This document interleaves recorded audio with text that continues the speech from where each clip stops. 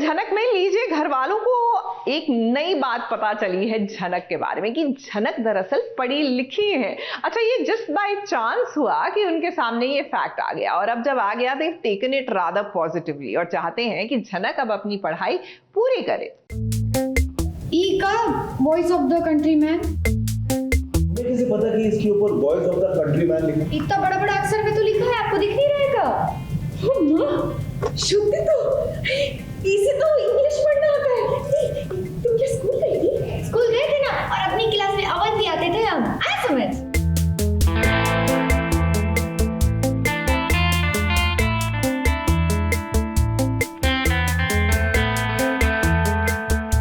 झनक, आप तो छुपी रुस्तम निकली, घर वालों को हैरान कर दिया।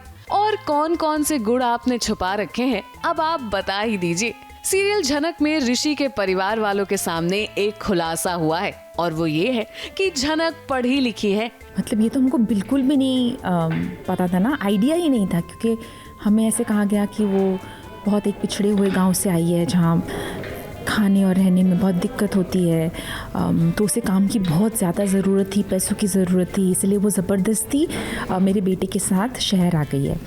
पर आज अचानक से जब मेरे जेठ जी ने उससे न्यूज़पेपर मांगा तो उसने से कहा कि न्यूज़पेपर का नाम पढ़ के बताया, तो हम सब एकदम से शॉक में आ गए कि इस न्यूज़पेपर का नाम कैसे पढ़ लिया। अभी तक तो पूरा परिवार यही सोच रहा था कि झनक गांव से हैं और एक गरीब घर से हैं, इसीलिए पैसों की जरूरत की वजह से वो शहर आकर ये काम कर रही हैं। मगर घर वाले ये सुनकर हैरान हो गए हैं। अब हो भी क्यों ना, एक दिन झनक घर भर में गोबर से सफाई करती है, तो वहीं दूसरे दिन घर वालों को उनके इस हुनर के बारे में पता चलता है। तुम क्या स्कूल गई थी? हाँ, कहीं नहीं गए थे, स्कूल गए थे ना, और अपनी क्लास में अवध भी आते थे हम। आया समझ? अच्छा, तो तुम यहाँ पर काम करने के लिए अपनी पढ़ाई सब छोड़कर यहाँ आ गई? झनक पढ़ी लिखी है, वो 12वीं की एग्ज़ाम देने ही वाली थी, पर उसके पहले वो आ गई। तो दिखाया ये है कि उसने 11वीं तक की है पढ़ाई गांव में और अभी 12वीं की परीक्षा देने वाली थी। अब घर वालों को कौन बताए कि झनक पढ़ाई पूरी करती भी तो कैसे, उनकी तो शादी गांव में ही करा दी गई थी, वो भी आपके बेटे ऋषि से। तो हम बड़े एक्साइटेड हो गए कि अरे ये तो पढ़ी हुई बच्ची है, तो पढ़ाई छोड़ के क्यों आ गई? कोई बात नहीं, आगे हम तुमको पढ़ाएंगे। So it's a very inspiring and motivating kind of a thing where you say that तुम पढ़ना चाहती हो, कोई बात नहीं, यहाँ पैसों के लिए काम करने आई हो, बट उसके साथ साथ तुम्हारी पढ़ाई का जिम्मेदारी हम उठा लेंगे, हम तुम्हें पढ़ाएंगे। ऋषि के परिवार वालों ने ये फैसला कर लिया है कि झनक की पढ़ाई पूरी करवा कर रहेंगे, मगर ऋषि इस बात से ज्यादा खुश नहीं नजर आ रहे। उन्हें तो इस बात की चिंता है कि आखिर झनक घर छोड़कर जाएगी कब। देखो भी आगे की पढ़ाई के बारे में तो मैं जानता हूँ, लेकिन 12वीं की परीक्षा तुम जरूर दो। हमारी मिस्टी है ना, वो भी तो 12वीं में है, अभी कुछ ही दिनों में उसके एग्जाम्स आने वाले हैं, तो तुम्हारे भी आने वाले होंगे, फॉर्म वगैरह भरना है, बहुत काम है। और देखो पैसों की कमी की वजह से तुम गांव छोड़कर शहर निकला। अपनी माँ से, अपने घर वालों से एक सच छुपा रहा है, तो थोड़ा सा वो फील करता है कि अभी यहाँ पढ़ना भी शुरू कर देगी ये, तो फिर तो और लंबा रुक जाएगी भाई। मतलब वो उसका ऐसा है कि जो हुआ सो हुआ, अब जल्दी तुम जाओ अपने गाँव वापस, तो मैं भी एक सुकून की जिंदगी यहाँ बिता सकूँ। अब देखना तो ये है कि अगर झनक पढ़ाई पूरी करने के लिए ऋषि के घर में रुक गई तो ऋषि का क्या हाल होगा। वो तो अभी से ही परेशान होने लगे हैं। अब आप सब तो जानते ही हैं कि ऋषि ये सच किसी से नहीं कह पा रहे कि उनकी झनक से शादी हो गई है, और ऐसी वैसी शादी नहीं, जबरदस्ती कराई हुई शादी हुई है। अब अगर झनक इस घर में पढ़ाई पूरी करने के लिए रुक गई तो ऋषि आपको तो भगवान ही बचाए। ABP news report.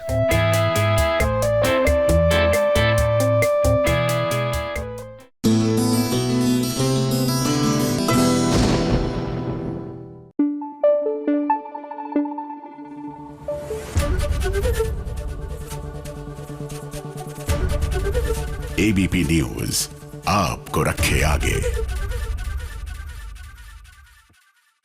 देखिए, अच्छा लगता है ना जब आपके लिए कोई कुछ स्पेशल करता है, सो हमें भी करना चाहिए, खासकर उन लोगों के लिए कुछ special who are like part of our ecosystem, जिनके बिना हमारा काम चलता ही नहीं है। क्योंकि क्या है ना कि जो हमारी दिनचर्या का एक हिस्सा होते हैं ना, हम सबसे एक टेकन फॉर ग्रांटेड एटीट्यूड उन्हीं की तरफ रखते हैं। शायद यही वजह है कि आज हमारी जो श्रुति बिष्ट है यानी नयनतारा, वो भी अपने स्पॉट दादा को कह रही हैं thank you in her own way.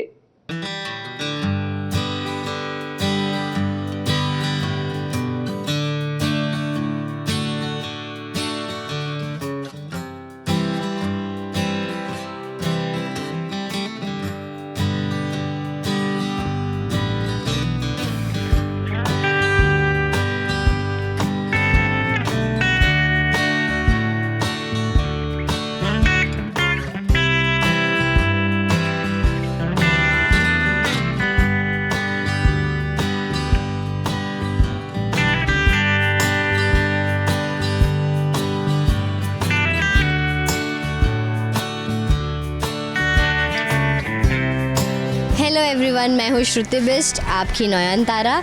तो आज मैं हमारे स्पॉट दादा के लिए चाय बनाने वाली हूँ, क्योंकि जैसा कि आप सबको पता है स्पॉट दादा हर सेट पे बहुत ज़रूरी होते हैं।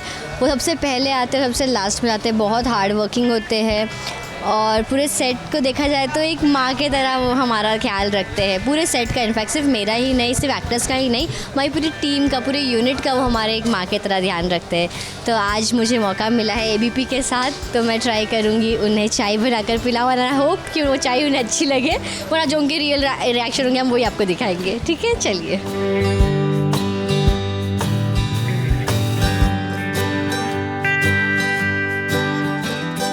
तो ये है हमारे राम जी, हमारे सबसे मेहनती दादा, जो हमें यहाँ पर सारे पूरी यूनिट को चाय बना के पिलाते हैं। अगर मुझे कभी ऐसी ज़रूरत है तो वो मुझे मैगी भी अच्छे से बना कर खिलाते हैं। मैगी मतलब नॉर्मल सिर्फ मैगी नहीं, उसमें कांदा टमाटर जैसे हम घर पे खाते हैं वैसी वो मुझे वो भी बना कर देते हैं, है ना दादा? हाँ। तो मैं आज दादा के लिए चाय बनाऊँगी, देखते हैं कैसे बनाती हूँ। आप मुझे मदद करना, ठीक है?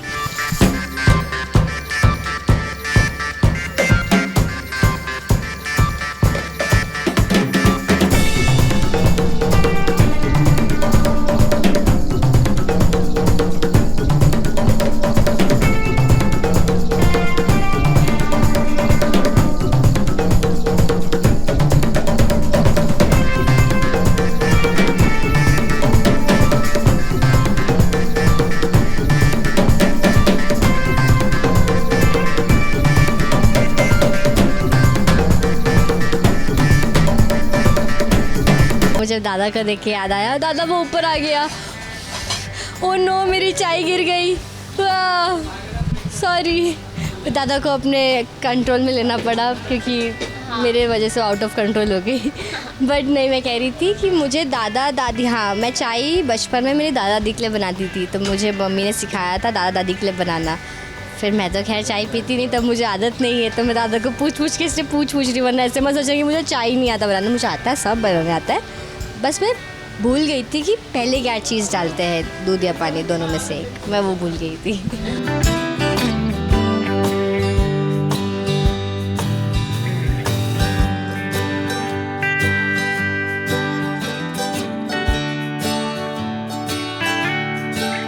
बहुत अच्छा है, मैडम बहुत अच्छी है। मैं तो जब से आया हूँ, जब से चाय बनाता हूँ मैं, बहुत मैडम बहुत अच्छी है। जल्दी जल्दी बताना। बहुत अच्छा है, बहुत अच्छा है, बहुत अच्छा है। Yes, thank you.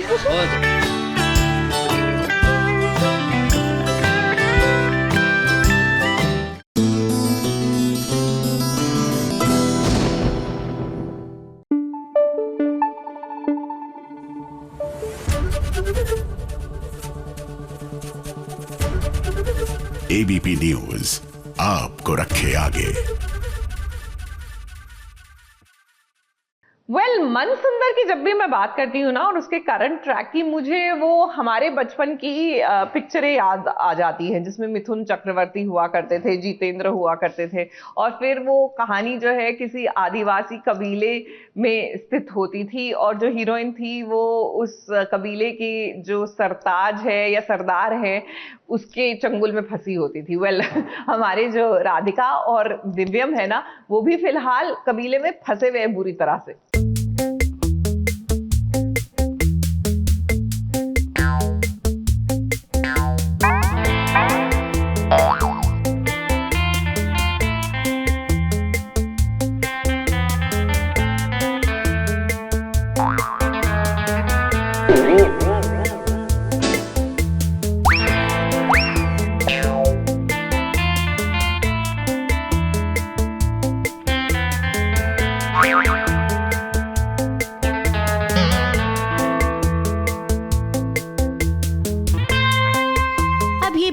सही है कि छोटे पर्दे के सीरियल्स में सास बहू की कहानियों का बोलबाला होता है, लेकिन वहीं पर ये बात भी सच है कि कहानी को मेंटेन करने के लिए बहू को बहुत बार कुछ ऐसा करना पड़ता है जिसकी उम्मीद शायद किसी ने ना की हो। अब राधिका बहू को ही देख लीजिए ना, कबीले वालों ने राधिका को किडनैप कर लिया है।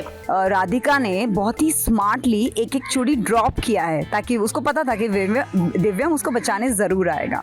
सो दिव्यम वो चूड़ियों के सहारे वो आता है और तब मैं दिव्यम से मिलती हूँ और पहली बार में ही मुझे दिव्यम बहुत ज़्यादा पसंद आ जाते हैं। तो हम क्या करते हैं, दिव्यम मान जाता है, वो एक्सेप्ट कर लेता है कि ठीक है मैं तुमसे प्यार करता हूँ और वो मेरे साथ है। और फिर अचानक से मुझे बहला फुसला के वो अपनी मम्मी और राधिका को ढूंढने के लिए निकल जाता है आगे। राधिका को बचाने के लिए दिव्यम भी पहुंच गया है। अब यहाँ पर चौंकाने वाली बात ये है, कबीले के सरदार है ना, उनके 2 बच्चे हैं। बेटे को राधिका से शादी करनी है और बेटी को दिव्यम से। भाई वाह, बस यही 2 लोग मिले थे, सरदार के बेटे और बेटी को। राधिका खतरे में हो तो मैं दिव्यम सूंघ लेता है। तो बस ऐसा ही कुछ हुआ है कि मुझे एहसास हो गया है कि राधिका खतरे में है, तो बस आपने बुलाया और हम चले आए। साड़ी जैसा कुछ तो पहन के जिसको पता हो सकता है कि राधिका कहाँ है, उसको थोड़ा साड़ी का लालच दिया है मैंने। मैं चेक कर रहा हूँ कि अब वो कहाँ जाती है, क्योंकि साड़ी पहनना सिर्फ राधिका को आता है यहाँ पे इन आदिवासियों के एरिया में। तो आई एम श्योर कि वो राधिका के पास जाएगी और उसके ज़रिए मैं राधिका तक पहुंच जाऊंगा। मुझे उनसे शादी करनी है, मैं मेरे डैड को बता देती हूँ कि मुझे दिव्यम से शादी करनी है। फिर हम उनका वेलकम करते हैं हमारे कबीले में और बहुत एकदम जैसे जमाई का ठाट बाट होता है वैसे दिव्यम का भी बहुत ठाट बाट हुई है। और यस, फिर दिव्यम मुझे बहला फुसला रहे हैं अपनी बातों में कि आप साड़ी में चूड़ियाँ बहुत अच्छी लगती हैं। अब मुझे लग रहा है कि क्योंकि मुझे लगता है कि वो भी मुझसे प्यार करते हैं, मैं चली जाती हूँ साड़ी पहनने के लिए, लेकिन ये उनकी चाल है। अब ऐसे में राधिका और दिव्यम करे तो क्या करे, ये कबीले वाले ना बहुत ही खतरनाक है। कुछ भी इधर से उधर होता नजर आया तो सीधे इनके जान पे बनाएगी। बड़ी ही चालाकी से दिव्यम राधिका के पास पहुंच तो गया है और हम जानते हैं कि अब पहुंच गया है तो बचा भी लेगा। इस पूरे सीन को अंजाम देने के लिए जरा राधिका के कॉस्ट्यूम पर नजर डालिए। जो राधिका है उनकी शादी जो ये कबीले के सरदार के बेटे हैं उनसे कराई जा रही है, तो ये शायद उनका कुछ तो वो है, शादी का जोड़ा होगा उनको लोगों के लिए। तो राधिका को ये सब जिंगल वाला बनाया गया है। मानना पड़ेगा राधिका को, एक कलाकार होने के सारे गुण हैं उसमें। जब आपको पता होता है ना कि आपने कुछ ऐसा लुक लिया है जिसे देखकर शायद मजाक भी उड़ाया जाए, लेकिन उसके बाद भी कलाकार वो लुक लेता है क्योंकि वो समझता है कि ये कहानी की डिमांड है। वही होता है सच्चा कलाकार। राधिका के इस लुक को देखकर हम तो यही कहेंगे, वरना आजकल के एक्ट्रेस कितना ज्यादा ड्रामा करते हैं, ये नहीं पहनेंगे, वो नहीं पहनेंगे, ऐसा नहीं करेंगे। उन सभी एक्ट्रेस के लिए राधिका का ये करारा जवाब है। ABP news report.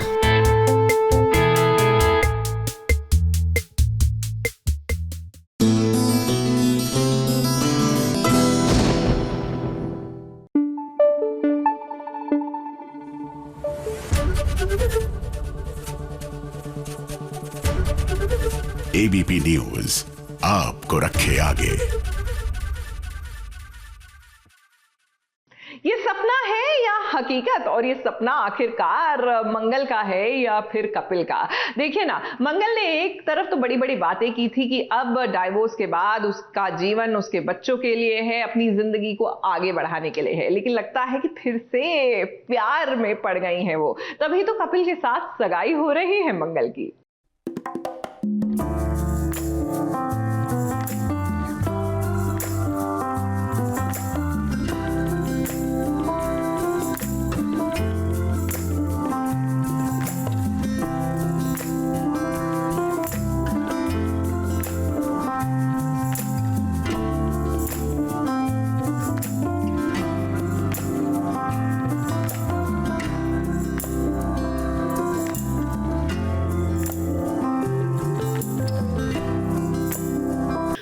बाबा ये 2025 में अब क्या क्या देखना पड़ेगा। मंगल जो कभी आदित्य के नाम की माला जपती थी और फिर तलाक होने के बाद जो अपने बच्चों के बारे में केवल सोचती थी, आज उसने क्या किया। लगता है अब मंगल को धीरे धीरे कपिल से प्यार होने लगा है।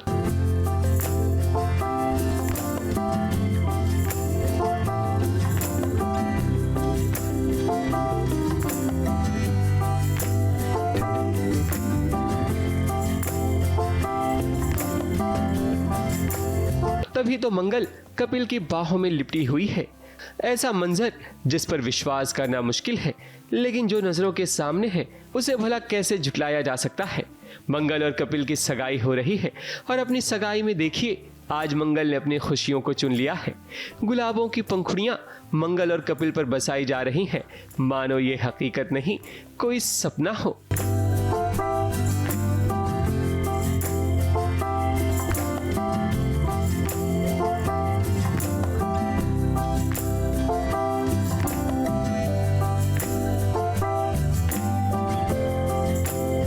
मेरे लिए तो मुझे तो हकीकत ही लग रहा है। अब जो एग्जैक्टली क्या होने वाला है ये तो आगे जाके ही पता लगेगा। मेरे को तो ये भी समझ नहीं आ रहा है ये क्या हो रहा है मेरे साथ।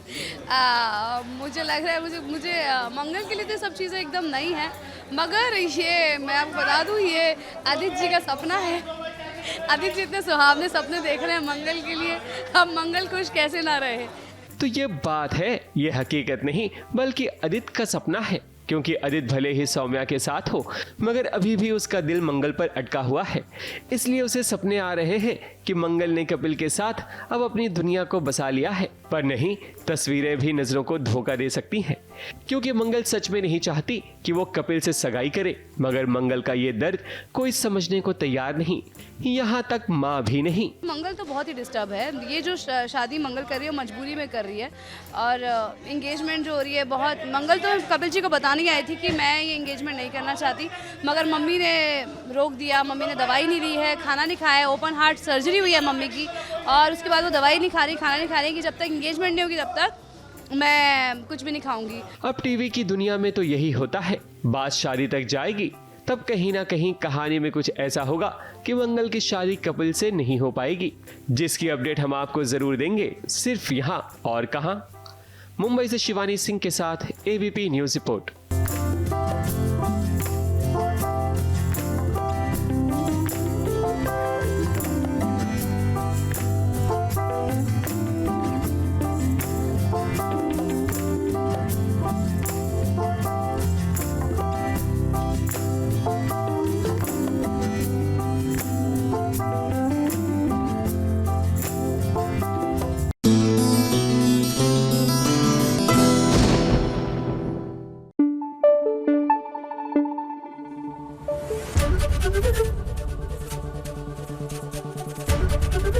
एबीपी न्यूज आपको रखे आगे। चलिए अब आपको लिए चलते हैं उफ ये लव है मुश्किल के सेट्स पर। भाई यहाँ पर आउटडोर शूट था एंड हमारे आशी और शब्बीर जो है they had such a fantastic time shooting outdoors. क्या है जब आप आउटडोर शूट के लिए जाते हैं तो you get a chance to meet your fans also, और ऐसे में किस तरह उनका इंटरेक्शन रहा फैंस के साथ, आइए दिखाते हैं।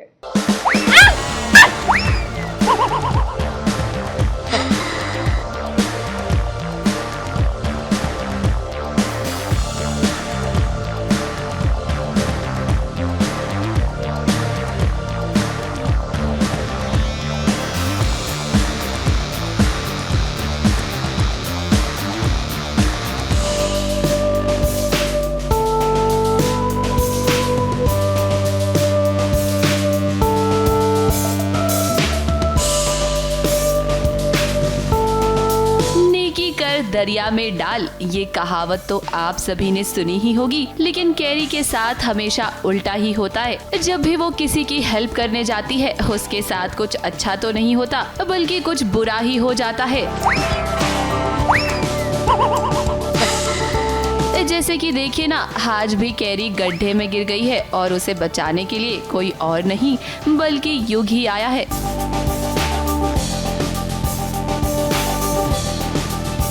अब वो तो चलते फिरते मतलब ऐसे पैर वैर मुड़ जाता है तो गिर जाते हैं, पर वहाँ पे एक होता है ना कि एक जगह पे आप अकेले नहीं हो, तो युग का वो हाथ आता है एंड देन ही सपोर्ट्स मी और वो मुझे उठाता है, वो ये सीन है।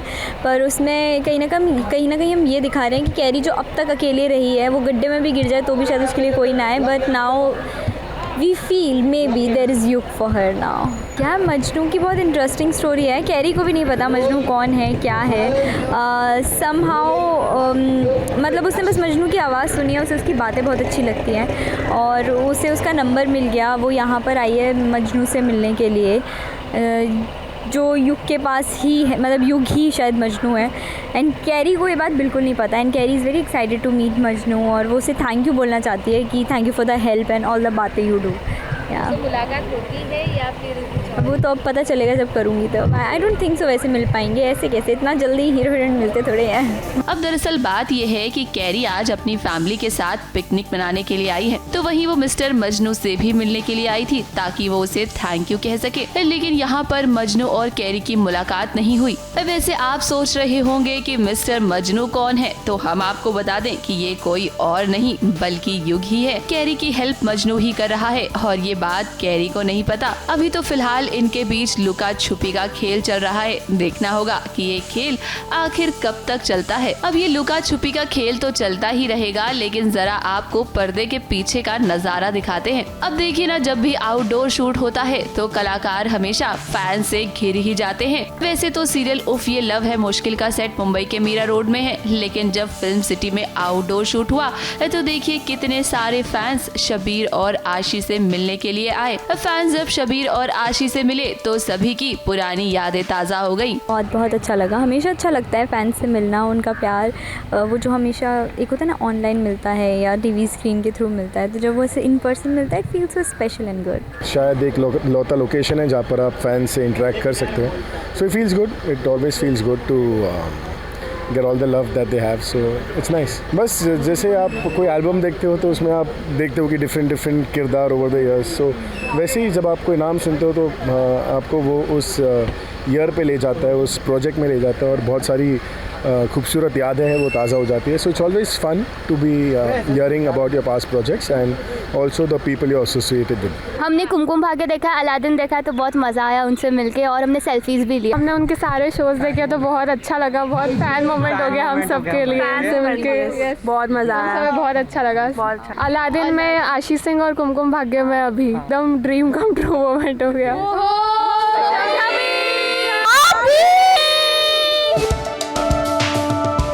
मुंबई से प्रिया धवरे के साथ ABP news report.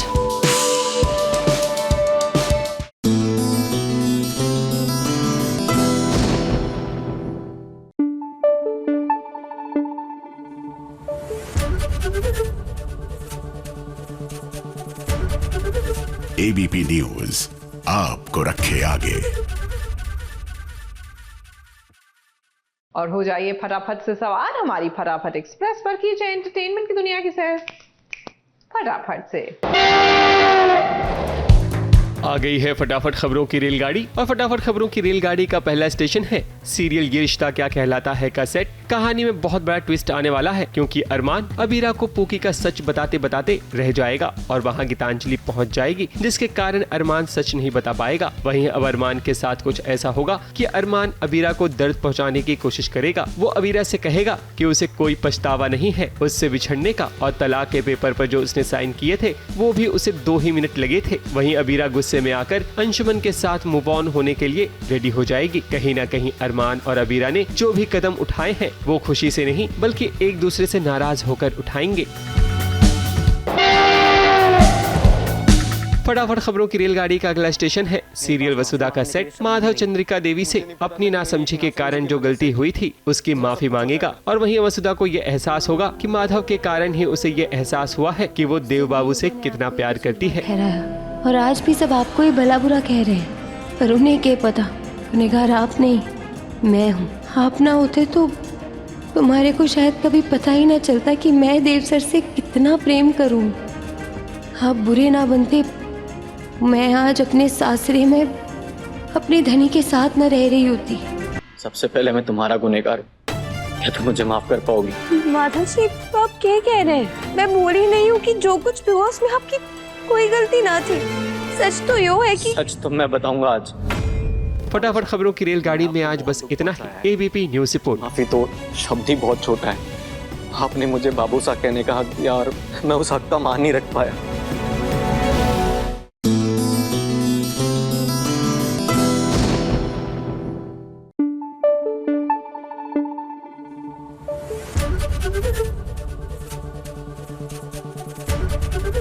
ABP news आपको रखे आगे।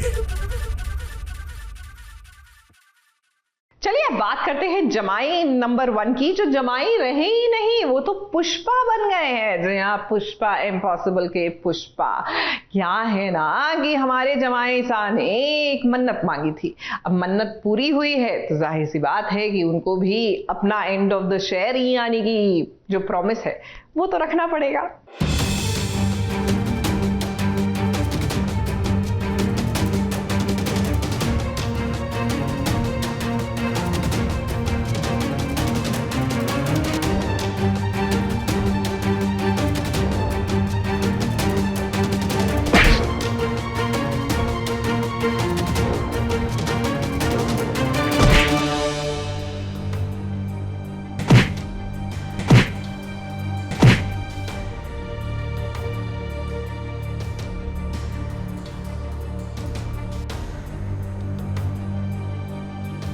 पुष्पा नाम सुनकर फ्लावर समझे हो क्या? अपना टीवी का नील भी फायर है फायर, और इस फायर में जलकर कंचन और उसके साथी राख होने वाले हैं, क्योंकि नील की आज मन्नत पूरी हो गई है। बात दरअसल ये है कि नील ने कहीं सुना था कि अगर माता का रूप लेकर कोई भी मन्नत मांगी जाए तो वो मन्नत जरूर पूरी होती है। इसलिए तो आज नील ने ले लिया है पुष्पा का रूप।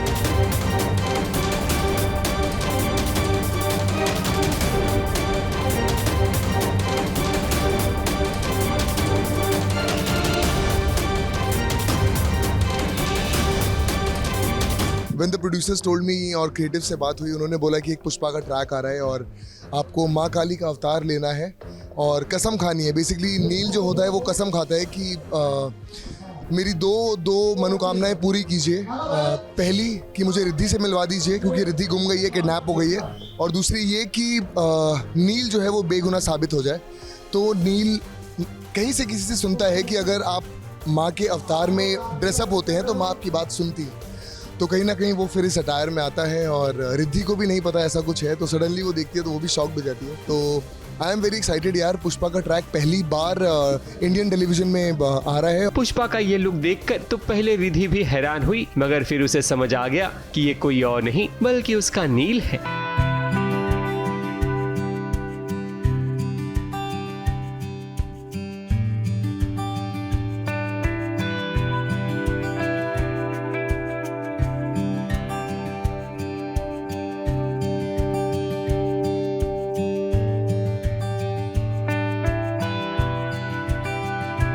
नील की ये मन्नत थी कि माता रानी उसे उसकी रिद्धि से मिला दे, और हुआ भी यही कि नील को उसकी रिद्धि मिल गई। मगर अब उसकी एक और मन्नत बाकी है कि उसकी बेगुनाही साबित हो जाए। नील को उसकी रिद्धि इतनी आसानी से नहीं मिली, बल्कि उसे पहले गुंडों का सामना करना पड़ा, और देखिए कैसे पुष्पा स्टाइल में उसने सभी के छक्के छुड़ा दिए।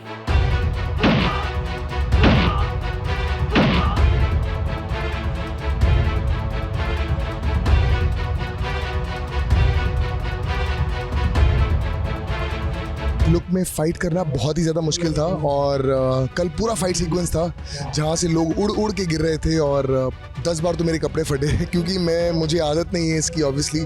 सो hats off to our entire team जो हमारे साथ 12 घंटे सेट पे खड़ी हुई है और बिल्कुल ऑन द टोज है। वैसे नील ने जो पुष्पा का लुक धारण किया है उसके लिए काफी मेहनत करनी पड़ती है। इसका मेकअप कोई आम मेकअप की तरह नहीं होता, बल्कि इसमें कई घंटे लग जाते हैं, और हाँ, शूट खत्म होने के बाद मेकअप निकालने में भी काफी वक्त लगता है। सबसे पहले इस लुक में आने के लिए हमारे मेकअप दादा हैं, जो मेकअप दादा, हेयर, ड्रेस सारी की सारी टीम है जो कम से कम 2.5 से 3 घंटे मेहनत करती है।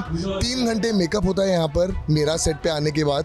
तो जब मेकअप हो जाता है मैं पुष्पा के लुक में आता हूँ और 2 घंटा लगता है इस मेकअप को उतारने में। रिद्धि जो किडनैप हुई थी उसमें किसी और का नहीं बल्कि कंचन का ही हाथ था। और देखिए जब नील को वो मारने जाती है तो अपनी बेटी को ही जख्मी कर बैठती है। खैर अब नील को रिद्धि तो मिल गई और आने वाले ट्रैक में बहुत जल्द अपनी बेगुनाही भी साबित कर देगा। मुंबई से सोनू शुक्ला के साथ एबीपी न्यूज रिपोर्ट।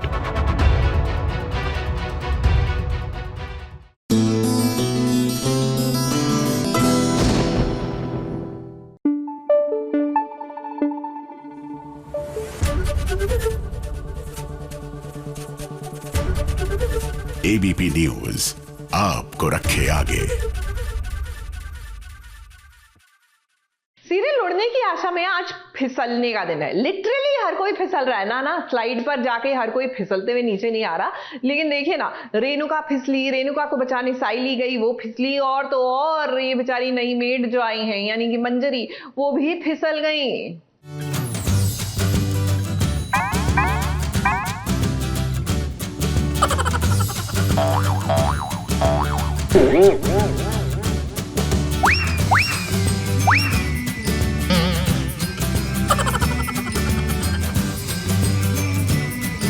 पहले सास फिसली, फिर बहू और फिर घर की हेल्पर, जैसे मानो आज फिसलने का दिन हो और यही सबसे अच्छी मुहूर्त हो कि अभी फिसलेंगे तो जिंदगी का कल्याण हो जाएगा।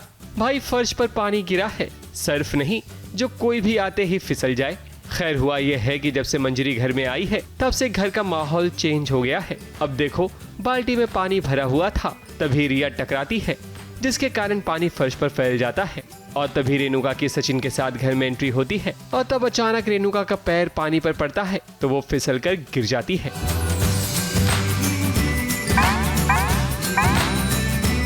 वैसे इस सीन को बड़ी देख रेख के साथ शूट किया गया ताकि रेणुका को रियल में चोट न लग जाए। सब लोग गिर जाते हैं, मुझे उठाने के चक्कर में वो भी फिसल जाते हैं, वो मेड भी फिसल जाती है, पानी पानी हो गया ना, तो उसकी वजह से ये सब चल रहा है। डर तो लगता है कभी कभी कि अपना खुद का पैर फिसल ना जाए, कुछ मोच वोच ना आए, but then they manage. Renuka जब गिर जाती है तो उसे बचाने के लिए साइली आती है। फिर क्या, जब साइली रेणुका का हाथ थामती है तब वो भी गिर जाती है। जैसे तैसे सचिन और उसका भाई अपनी माँ को उठाते हैं और तब मंजरी गर्म तेल लेने के लिए जाती है ताकि उनकी मालिश कर सके, मगर जब मंजरी जाती है किचन की ओर तब वो भी गिर जाती है।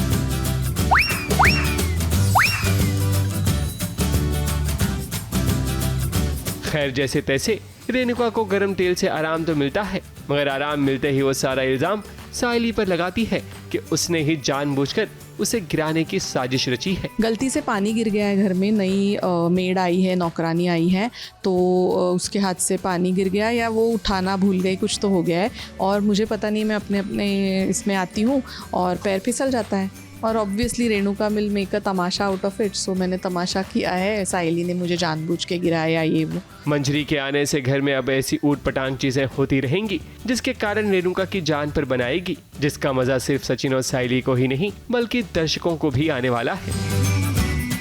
मुंबई से सोनू शुक्ला के साथ एबीपी न्यूज रिपोर्ट।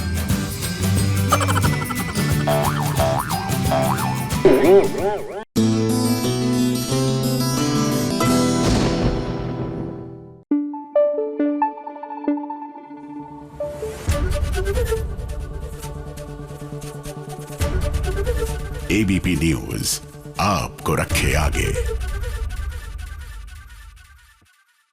सीरियल सरू में भाई जो मन की बात है ना, वो सरू की आंखों में झलक रही है, यानी उनका प्यार झलक रहा है। देखिए किस तरह प्यार से वो वेद को टकटकी लगाए देख रही हैं, लेकिन वेद वहां पर थोड़े उखड़े उखड़े और रूखे रूखे से बैठे हैं। भाई सरू अब चाहते हैं कि अगर वो वापस उन्हीं निगाहों से यानी प्यार भरी निगाहों से आपको देखे तो इनको थोड़ा सा मनाना पड़ेगा आपको।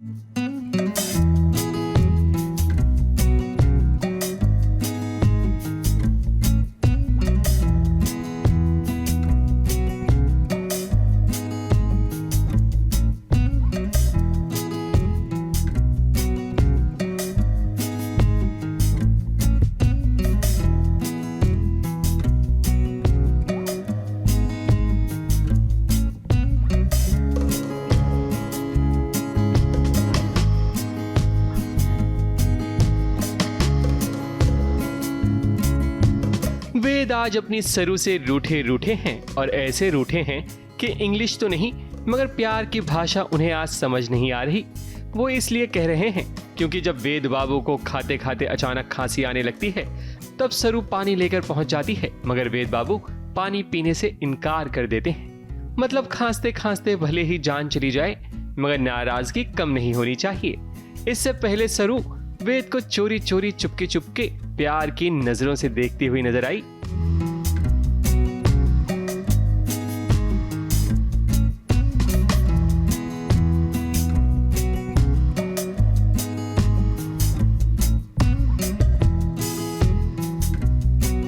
एक तरफ सरू से वेद नाराज है, लेकिन दूसरी तरफ वेद के कारण ही सरू की नींदें उड़ी हुई थीं, वो भी रात में। उसकी वजह यह है कि पिछली रात को वेद से सरू की इतनी बात हुई है मोबाइल फोन पर कि अब वो अपनी पूरी नींद क्लासरूम में पूरी कर रही है, जिसके कारण क्लास के प्रोफेसर साहब भी सरू को चौक मार कर जगाते हैं। अभी जैसे उन्हें वेद सर साहब को सांप काट गया है, तो वो सांप काट गया तो सरू को पता है कि उन्हें हमारे खरेस के वैद जी ने बोला था कि अगर सांप काटता है तो वो उसके लिए पूरी रात जगना पड़ता है और उस सांप जिस जगह काटा है उसको देखना पड़ता है, उसको ऑब्जर्व करना होता है, उसमें सोना नहीं होता।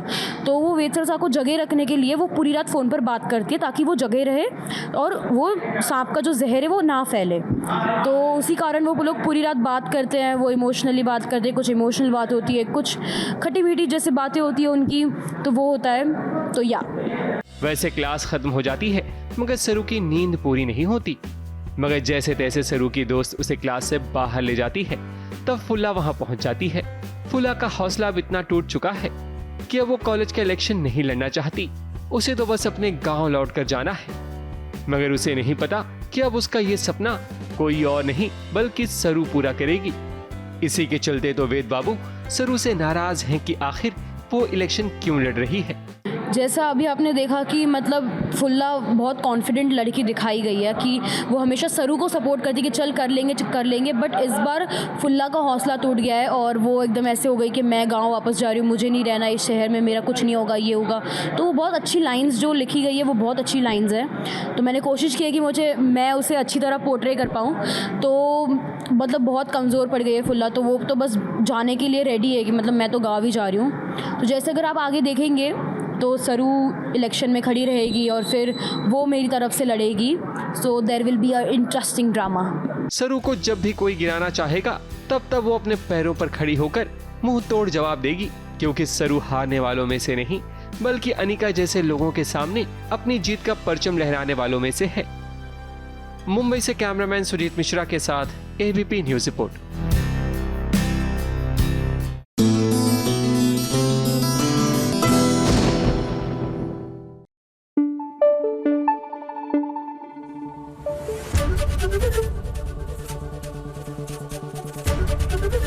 एबीपी न्यूज आपको रखे आगे। सीरियल जागृति में लीजिए सूरज का जन्मदिन है और हमारी जागृति ने डिसाइड किया है कि वो सूरज को एक सरप्राइज देंगी, लेकिन सरप्राइज उनका खराब हो जाएगा और किसी की वजह से नहीं, सूरज की वजह से। वैसे जानबूझ के नहीं किया है, क्या है ना कि सूरज जो है वो बगीरा के कहने में आ गए। यू नो सीरियल के बेटे कैसे होते हैं, कान के कच्चे, किसी ने कुछ बोल दिया बस बिलीव कर लेते। तो बस इसी चक्कर में दारू पी के टल्ली होके आ गए ये पार्टी खराब करने, मतलब कि सरप्राइज खराब करने।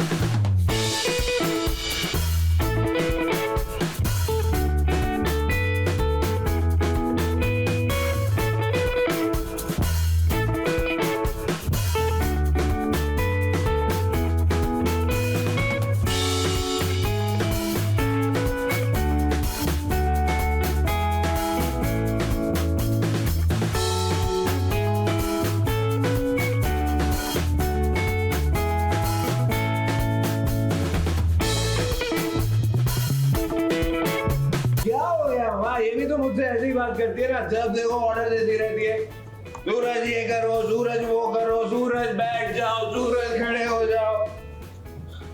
सांस ले लूं मैं? ऐसा लगता है मेरी लाइफ को बिगाड़ दिया है। ये सूरज को क्या हो गया है? अपने ही जन्मदिन पर वो शराब पीकर आया है। देखिए ना, आते ही घर में उसने कितना बड़ा हंगामा कर दिया। जिस जागृति से वो इतना प्यार करता है उसके बारे में उसने एक बार भी नहीं सोचा। एसपी होगी तुम अपने थाने में, मुझ पे अपनी पुलिसगिरी झाड़ने की कोई जरूरत नहीं है, समझे?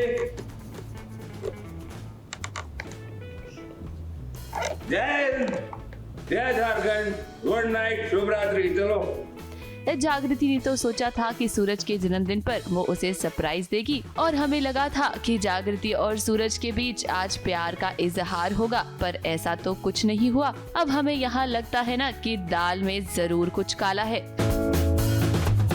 सूरज इसे लव कन्फेस करना चाहता था, लेकिन बीच में कुछ ऐसे इंसिडेंट हो जाते हैं और सूरज को ज़बरदस्ती अब दिखाना है जागृति को कि मैं अच्छा नहीं हूँ, और ताकि जागृति उसके प्यार में ना पड़ जाए या फिर वो ना करे। क्योंकि अगर इन दोनों ने एक दूसरे से प्यार कन्फेस कर लिया तो एक कोई नया कैरेक्टर है जो चाहता है कि ऐसा ना हो, और ब्लैकमेल किया गया है सूरज को।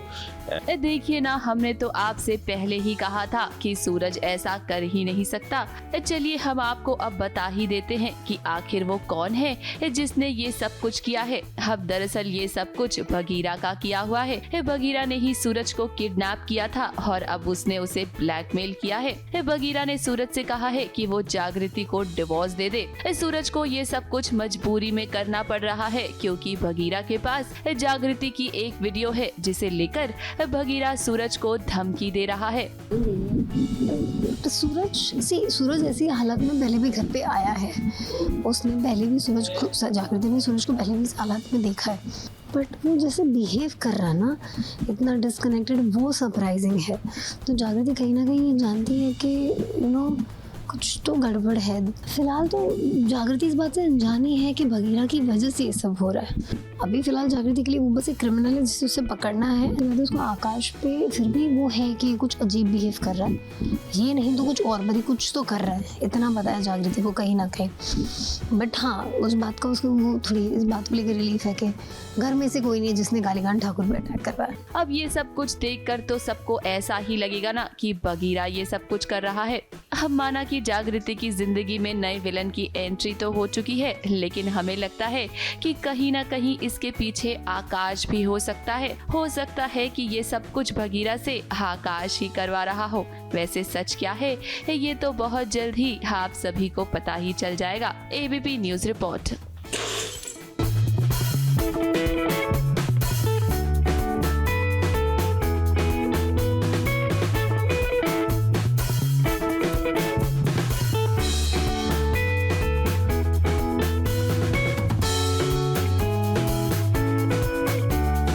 जय झारखंड, गुड नाइट, शुभ रात्रि, चलो।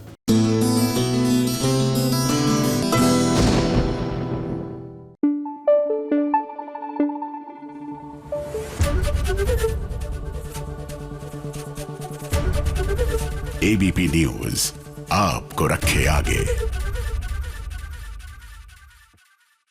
अच्छा, आप स्टीम कब लेते हैं? स्टीम एज इन वो जो भाप हम लेते हैं वो सर्दी में? हाँ, correct, you guessed it right. आमतौर से जब हमें खांसी जुकाम होता है तो हम स्टीम करते हैं, उससे नेजल ब्लॉकेज, साइनस सब खुल जाता है। लेकिन स्टीम करने से एक और फायदा होता है ना, it is not for the skin. I know आप ना बिल्कुल लिटरल वाले उससे जा रहे हैं। कभी फेविकॉल का जोड़ हटाना हो तो स्टीम करके ट्राई कीजिए। नहीं, ये मैं नहीं कह रही, ये हमारी लक्ष्मी कह रही है। लक्ष्मी का सफर की लक्ष्मी। वेल, देखिए।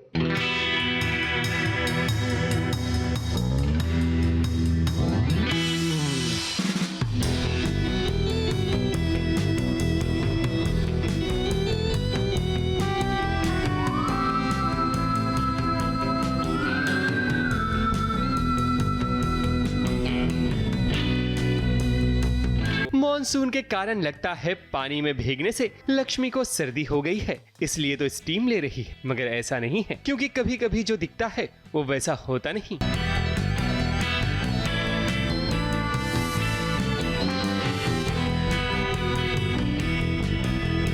बात दरअसल ये है कि जिया ने जो साजिश की थी लक्ष्मी के साथ फेविकोल वाली, जिसके कारण लक्ष्मी का मुंह बंद हो गया था, उसी के कारण ही लक्ष्मी स्टीम ले रही है। वो इसलिए ताकि लक्ष्मी का मुंह खुल जाए, और हुआ भी वही कि लक्ष्मी की जबान अब चलने लगी है। मगर देखिए जिया एक के बाद एक पत्ते फेंक रही है।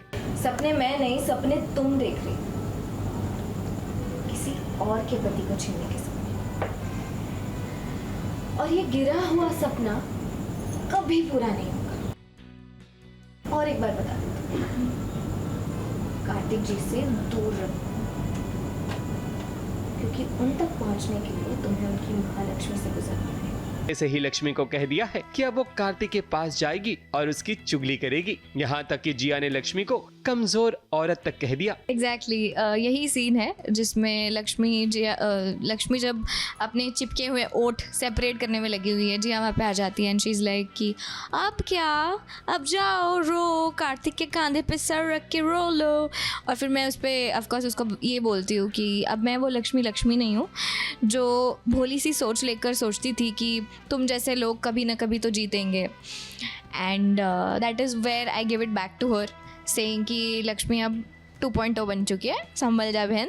लक्ष्मी अब खुद की लड़ाई खुद लड़ती है, क्योंकि उसने ठान लिया है कि वो जिया को मुंह तोड़ जवाब देकर रहेगी। मगर यहाँ लक्ष्मी को सिर्फ जिया से नहीं बल्कि सासू माँ का भी सामना करना है, क्योंकि अब सासू माँ ने ठान लिया है कि वो लक्ष्मी को घर से बेघर कर देगी। मगर अब लक्ष्मी जानती है कि नहले पर दहला कैसे मारना है।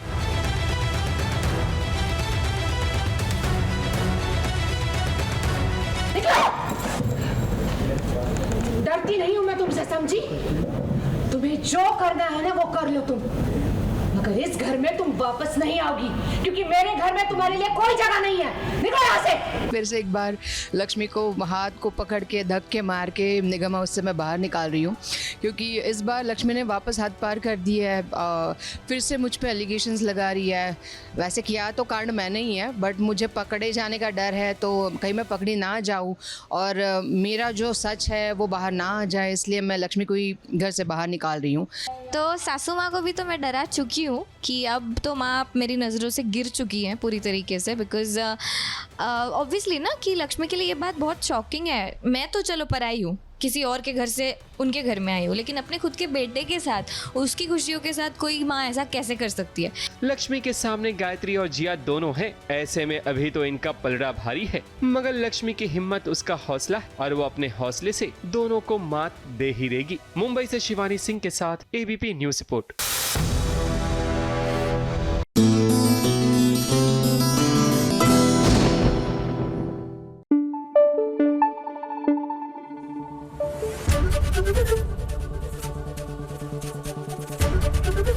ABP न्यूज आपको रखे आगे। मेरी भव्य लाइफ में आखिरकार ये हो क्या रहा है? आखिरकार ऐसा क्या हुआ कि भव्य की सास उसको थप्पड़ मार रही है, उसका गला दबा रही है और रिशांग वहां हाथ पे हाथ धरे खड़ा हुआ है।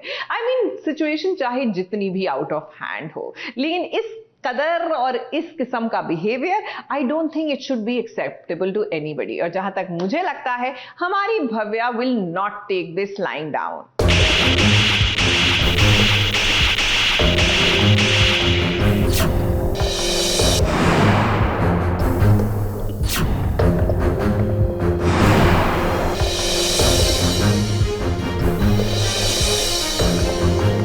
भव्या को पड़ा थप्पड़। इस थप्पड़ की गूंज किसी को सुनाई दे या ना दे, लेकिन हमें इस बात का पूरा भरोसा है कि जब जब बात ड्रामे की आती है तो टीवी की बहू को ही थप्पड़ खाना पड़ता है। यही नहीं, सासू माँ तो अपनी बहू की सांसें भी अटका देती हैं। खैर, यहाँ भी कुछ ऐसा ड्रामा चल रहा है भव्या की जिंदगी में।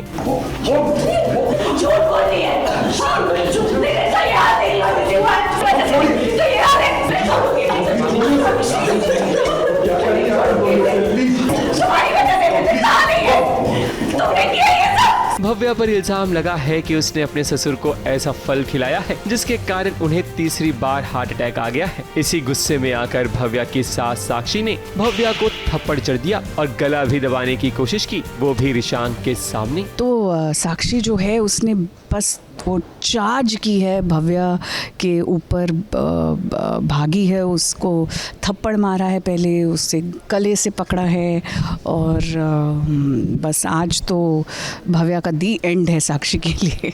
रिशांक का दुख अपनी जगह बिल्कुल सही है क्योंकि उसके पापा जिंदगी और मौत की जंग लड़ रहे हैं, मगर ऐसे में भव्या भी रिशांक का साथ नहीं छोड़ती। वो भी रिशांक के दर्द को बांटना चाहती है, मगर यहाँ अच्छाई का जमाना है नहीं। भव्या जब रिशांक के साथ उसका गम बांटने की कोशिश करती है तभी साक्षी आकर भव्या पर इल्जामों की बारिश कर देती है, मगर भव्या वो सहमी सहमी वाली बहू नहीं है, बल्कि वो अपना स्टैंड लेना जानती है। मुझे प्लीज बताइए ये फ्रूट खाने के कितनी बार टॉक्सिक रिलीज होते हैं?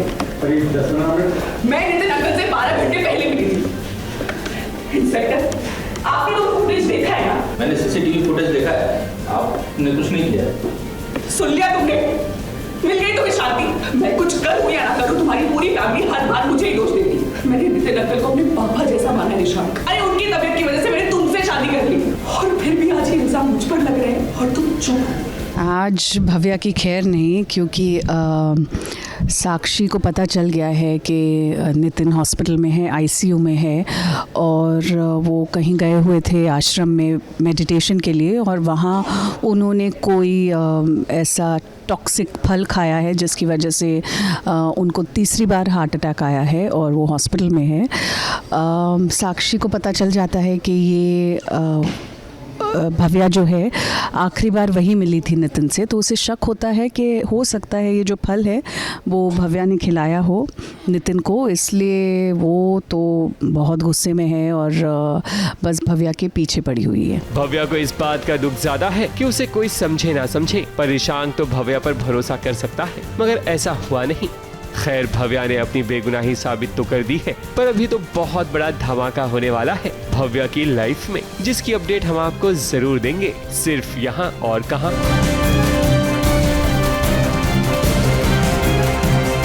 मुंबई से सोनू शुक्ला के साथ एबीपी न्यूज रिपोर्ट।